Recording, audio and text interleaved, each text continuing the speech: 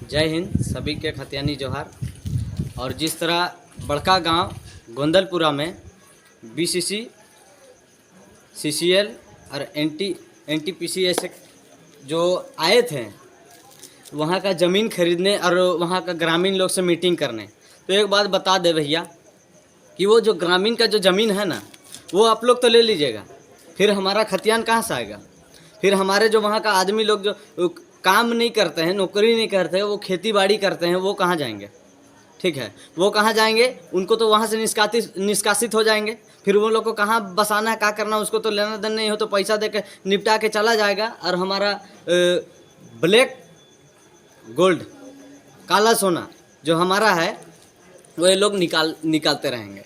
ठीक है, निकाल के हम लोग को फिर क्या कर देंगे, यहाँ से बेदखल, और उतना का उतना गांव को बेदखल कर देना। मतलब सोच रहे हैं, हमारे झारखंड में जो है कहा जाता है माटी को माई बोला जाता है। झारखंड में क्या पूरा भारतवर्ष में बोला जाता है, लेकिन बिना जगह ज़मीन का जीना व्यर्थ है।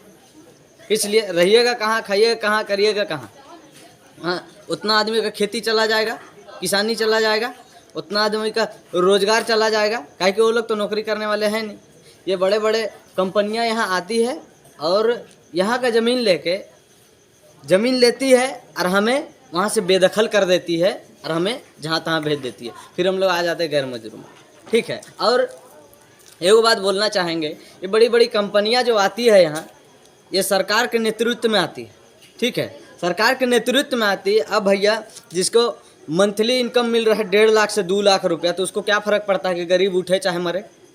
कोई फ़र्क नहीं पड़ता है। ठीक है, ऐसे ऐसे दोगला नेता लोग को, ऐसे भ्रष्ट नेता लोग को मैं क्या बोलूँ, इन लोग को बोलने का कोई अर्थ नहीं है, तो दोगला होते हैं।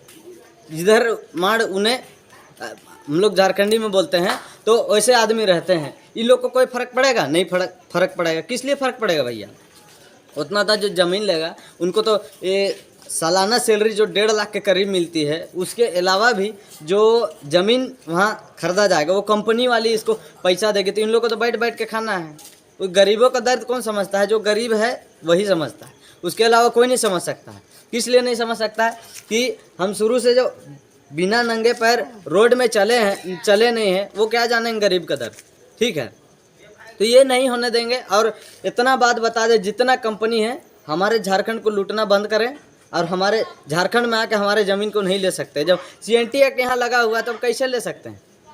कैसे ले सकते हैं? आप ले ही नहीं सकते हैं। तो आप लोग एक तरह से संविधान का विरोध कर रहे हैं, और दूसरी तरह हम लोग जितना भाई बहन यहाँ झारखंडी भाई बहन लोग, वहाँ से गांव को खाली करवा के कहीं और भेज दीजिएगा। और जितना हमारा 3 से 4 पुश्त फिर बोलेगा कि भैया हमारे लिए क्या कर दिली, फिर क्या कर दिली कि हमारे लिए नौकरी नहीं लागत हो, काहे नहीं लागत हो? तो इतना बड़ा बड़ा कंपनी ही आए के सब नोचे लाएगा तो कहाँ से लगता हो?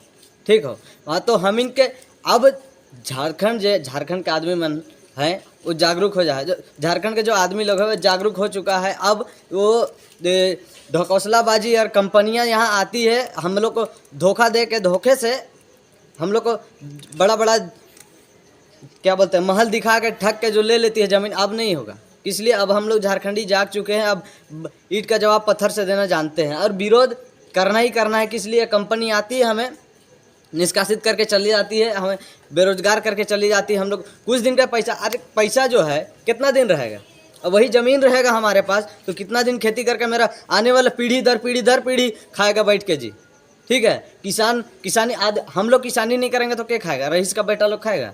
यहाँ मुख्यमंत्री बैठे हैं, विधायक सांसदगण बैठे हैं, उन लोगों का कोई फ़र्क पड़ेगा? आज तक एगो हल चलाने गए हैं? नहीं चलाने गए। तो लोगों को कोई फ़र्क पड़ने वाला नहीं। कंपनियां दे रही इनको पैसा, सरकारी पैसा 1.5 से 2 लाख मिल रहे, तो हमें कौन देखेगा?